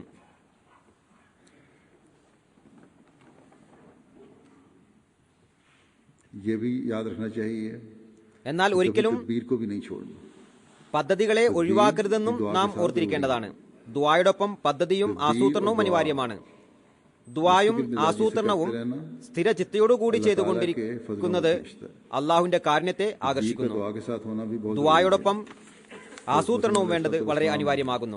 ഹദരത്ത് മസീമോദ് അലൈഹി സ്വലാത്തു വസ്സലാം പറയാറുണ്ട്, का दुआ के साथ ദുആയോടൊപ്പം പദ്ധതിയില്ലാത്തത് തികച്ചും തെറ്റായ കാര്യമാണ്. उसकी दुआ കേവലം ദുആ മാത്രം ചെയ്യുകയും ആസൂത്രണമൊന്നും സ്വീകരിക്കാതിരിക്കുകയും അവരുടെ ദുആ അള്ളാഹു അവരുടെ മുഖത്തേക്ക് തന്നെ തിരിച്ചടിക്കുന്നു. ദുആയും പദ്ധതിയെയും उसकी दुआ नहीं सुनी जाती क्योंकि ഒരുമിപ്പിക്കാത്തവരുടെ ദുആ സ്വീകരിക്കപ്പെടുകയില്ല. കാരണം ദുആയോടൊപ്പം പദ്ധതികൾ ആവിഷ്കരിക്കാതിരിക്കുന്നത് അള്ളാഹുവിന്റെ നിയമങ്ങളെ ലംഘിക്കുകയും അവനെ പരീക്ഷിക്കലുമാണ്. अल्लाह की ये शान नहीं. ദാസൻ അവനെ പരീക്ഷിക്കുന്നത് അള്ളാഹുവിന്റെ പ്രതാപത്തിന് വിരുദ്ധമാണ്. അള്ളാഹു നമുക്ക് സ്ഥിരചിത്തയോടുകൂടി हालतों को अल्लाह നമ്മുടെ അവസ്ഥയെ അള്ളാഹുവിന്റെ തൃപ്തിക്കനുസൃതമാക്കി മാറ്റിക്കൊണ്ട് तमाम ज़ाहिर എല്ലാ പ്രത്യക്ഷ ഭാഗങ്ങളെയും സ്വായത്തമാക്കിക്കൊണ്ട് दुआओं की तौफीक अता फरमाए। ദുആ ചെയ്യുന്നതിനുള്ള തൗഫീക്ക് നൽകുമാറാകട്ടെ. नमाज के बाद मैं നമസ്കാരത്തിന് ശേഷം ഞാൻ जनाजा भी पढ़ाऊंगा। ഒരു ജനാസയും നമസ്കരിപ്പിക്കുന്നതാണ്. ഒരു ഷഹീദിന്റെ ജനാസയാണ്. करम कमरुज़िया साहब ഷേഖോപുര ജില്ലയിലെ मोहम्मद अली साहब കോട്ട അബ്ദുൽ മാലിക് നിവാസിയായ ബഹുമാന്യായ കമറു സിയ സാഹിബിന്റേതാണ് ജനാസ. यकम मार्च അദ്ദേഹം ബഹുമാന്യ മുഹമ്മദ് അലി സാഹിബിന്റെ പുത്രനാണ്. 2016 മാർച്ച് 1 ഉച്ചയ്ക്ക് ഏകദേശം 1:30 മണിക്ക് അദ്ദേഹത്തിന്റെ വീടിന് പുറത്തു വെച്ച് എതിരാളികൾ കത്തികൊണ്ട് ആക്രമിച്ചാണ് ഷഹീദാക്കിയത്. ഇന്നാലില്ലാഹി വഇന്നാ ഇലൈഹി റാജിഊൻ. സംഭവ ദിവസം ഉച്ചകഴിഞ്ഞ് മർഹൂം കമറുസിയ സാഹിബ് തന്റെ കട പൂട്ടി സ്വന്തം മക്കളെ സ്കൂളിൽ നിന്ന് വിളിച്ചു കൊണ്ടുവരുന്നതിനായി വീട്ടിൽ നിന്നും പുറത്തേക്ക് ഇറങ്ങിയതായിരുന്നു. അന്നേരം 2 അജ്ഞാതർ മർഹൂമിനെ ആക്രമിക്കുകയുണ്ടായി. അദ്ദേഹത്തെ ഇടവഴിയിലേക്ക് വലിച്ചിഴച്ചു കൊണ്ടുപോയി. ഒരാൾ കമറുസിയ സാഹിബിനെ പിടിച്ചുവെക്കുകയും മറ്റേയാൾ കത്തികൊണ്ട് ആക്രമിക്കുകയാണ് ഉണ്ടായത്. ബഹുമാന്യ കമറുസിയ സ്വയം രക്ഷക്കായി ശ്രമിച്ചു. എന്നാൽ അദ്ദേഹത്തിന്റെ നെഞ്ചിലും തോളിലും ഹൃദയത്തിലും കഴുത്തിലും കത്തികൊണ്ടുള്ള മുറിവേൽക്കുകയുണ്ടായി. ഒരാൾ കഴുത്തിന് പുറകിൽ കത്തികൊണ്ട് കുത്തി, കത്തി അവിടെ തന്നെ തറച്ചു വെച്ചുകൊണ്ട് സംഭവ സ്ഥലത്ത് നിന്ന് ഓടി രക്ഷപ്പെട്ടു. മുറിവിന്റെ ആധിക്യത്താൽ അദ്ദേഹം അവിടെ വെച്ച് തന്നെ ഷഹീദായി. ഇന്നാലില്ലാഹി വഇന്നാ ഇലൈഹി റാജിഊൻ. ഷഹീദ് മർഹൂമിന്റെ കുടുംബത്തിൽ അദ്ദേഹത്തിന്റെ പ്രപിതാമഹനായ ബഹുമാന്യ ദൌലത്ത് ഖാൻ സാഹിബ് മുഖേനയാണ് അഹമ്മദിയത്ത് ലഭിച്ചത്. അദ്ദേഹം ഗുർദാസ്പൂർ ജില്ലയിലെ ഓലക്പോറയിൽ നിന്ന് കാദ്യാനിൽ വന്ന് ഹദ്രത്ത് മസീഹ് മൗഊദ് അലൈഹി സ്വലാത്തു വസ്സലാമിന്റെ വിശുദ്ധ കരങ്ങളിൽ ബൈഅത്ത് ചെയ്താണ് അഹമ്മദിയ ജമാഅത്തിൽ പ്രവേശിച്ചത്. വഫാത്തിന് ശേഷം അദ്ദേഹം ബെഷ്തി മഖ്ബറ റബോയിലാണ് അടക്കം ചെയ്യപ്പെട്ടിട്ടുള്ളത്. ഷഹീദ് മർഹൂമിന്റെ പിതാമഹൻ ബഹുമാന്യ ഫത്തഹ് മുഹമ്മദ് സാഹിബ് അള്ളാഹുവിന്റെ അനുഗ്രഹത്താൽ ജന്മന അഹമ്മദിയായിരുന്നു. അദ്ദേഹം റബോയിലെ ബെഷ്തി മഖ്ബറയിലാണ് അടക്കം ചെയ്യപ്പെട്ടിരിക്കുന്നത്. പാകിസ്ഥാൻ നിലയിൽ വന്ന ശേഷം ഈ കുടുംബം ഹിജ്റത്ത് ചെയ്ത് സിയാൽകോട്ട് ജില്ലയിലെ കാലെ കനാഗയിലേക്ക് താമസമുറപ്പിച്ചു. അവിടെയാണ് ഷഹീദ് മർഹൂം ജനിച്ചത്. പിന്നീട് ഇവർ 1985 കോട്ട അബ്ദുൽ മാലിക്കിലേക്ക് വന്നു. ഷഹീദ് മർഹൂം ബികോം വരെ പഠിച്ചു. കുറച്ചുകാലം വിവിധ കാര്യാലയങ്ങളിൽ ജോലി ചെയ്തു. പിന്നീട് വീടിനോട് ചേർന്ന് ഒരു കട തുറന്നു. ഫോട്ടോസ്റ്റാറ്റും മൊബൈൽ എന്നിവയുടെ വ്യാപാരമാണ് തുടങ്ങിയത്. 2004 അദ്ദേഹം വിവാഹം കഴിച്ചു. അനേകം സൽ സ്വഭാവങ്ങളുടെ ഉടമയായിരുന്നു അദ്ദേഹം. സത്യസന്ധനും വിശ്വസ്തനും സന്മനസ്സിനും സൽപ്രകൃതത്തിനും ഉടമയായിരുന്നു. മാന്യനും എല്ലാവരുമായിട്ട് ഇഴകിച്ചേരുന്ന പ്രകൃതക്കാരനുമായിരുന്നു. വളരെയധികം ആത്മാർത്ഥയും ധൈര്യവുമുള്ള വ്യക്തിയായിരുന്നു. കേന്ദ്രത്തിൽ നിന്നുള്ള അതിഥികളെ സേവിക്കുന്നതിൽ എപ്പോഴും മുൻപന്തിയിലായിരുന്നു. ജമാഅത്തി സേവനങ്ങളിലും എപ്പോഴും മുൻപന്തിയിലായിരുന്നു. എപ്പോഴും സൽസ്വഭാവത്തോടുകൂടി പെരുമാറിയിരുന്നു. ഷഹീദിന്റെ സഹോദരനായ മസർ അലി സാഹ് പറയുന്നു, പൊതുവായി നമസ്കാരങ്ങളിലേക്ക്, വിശേഷിച്ച് ജുമാ നമസ്കാരത്തിലേക്ക്, അതിന് പ്രത്യേക സൗകര്യങ്ങൾ ഒരുക്കുന്നതിലേക്കും ശ്രദ്ധിക്കുമായിരുന്നു. ഷഹീദ് മർഹൂമിനെ കൃത്യനിഷ്ഠയോടുകൂടി ജമാ നമസ്കരിക്കുന്നത് കണ്ട് മറ്റ് അനഹമ്മദികളായ കടയുടമകളും തങ്ങളുടെ കടകൾ അടച്ച് ജുമാ നമസ്കാരത്തിനായി പോകുമായിരുന്നു. ഈ മീർസായി ജുമാ സമയത്ത് കടയടച്ച് നമസ്കാരത്തിനായി പോകുമ്പോൾ നമ്മളും കടയടച്ച് ജുമാക്ക് പോകേണ്ടതാണ് എന്നവർ പറയുമായിരുന്നു. താൻ കാരണത്താൽ അനഹമ്മദികളും ജുമാ നമസ്കാരത്തിനായി പോകുന്നുവെന്ന കാരണത്താൽ അദ്ദേഹം ഒരിക്കലും ജുമാ നമസ്കാരം ഒഴിവാക്കിയിരുന്നില്ല.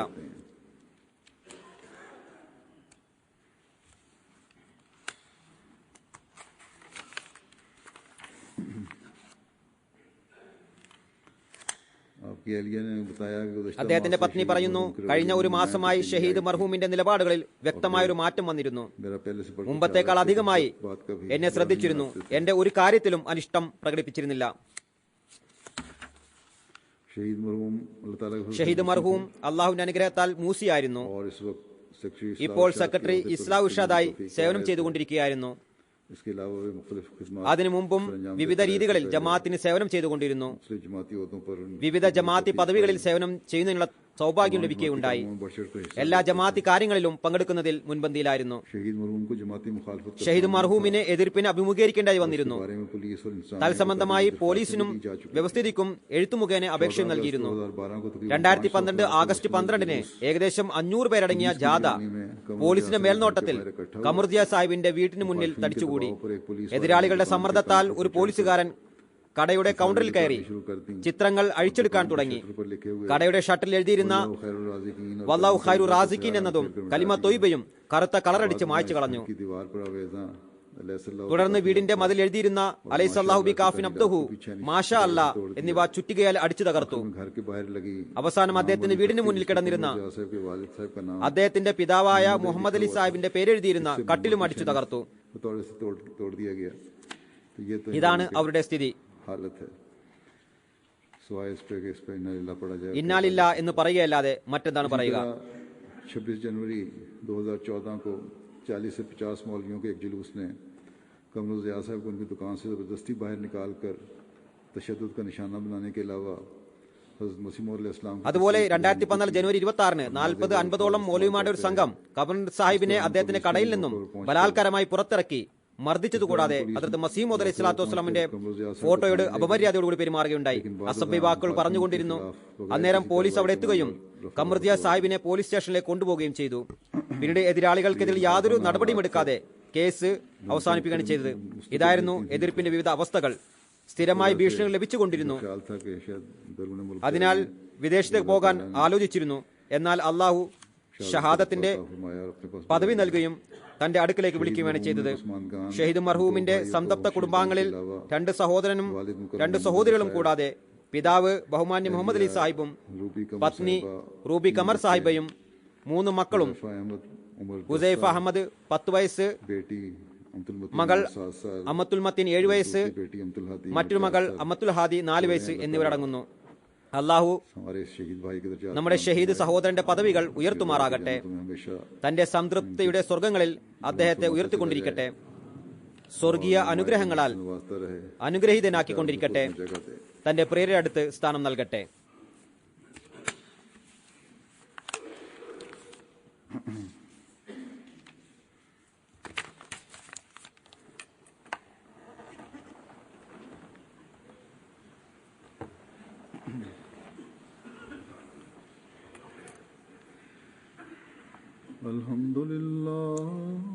الحمد لله نحمده ونستعينه ونستغفره ونؤمن به ونتوكل عليه ونعوذ بالله من شرور أنفسنا ومن سيئات أعمالنا. من يهده الله فلا مضل له ومن يضلل فلا هادي له.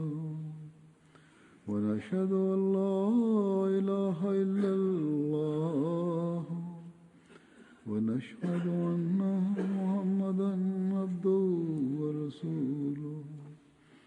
عباد الله رحمكم الله. إن الله يأمر بالعدل والإحسان وإيتاء ذي القربى وينهى عن الفحشاء والمنكر والبغي يعظكم لعلكم تذكرون. اذكروا الله يذكركم وادعوه يستجب لكم ولذكر الله أكبر.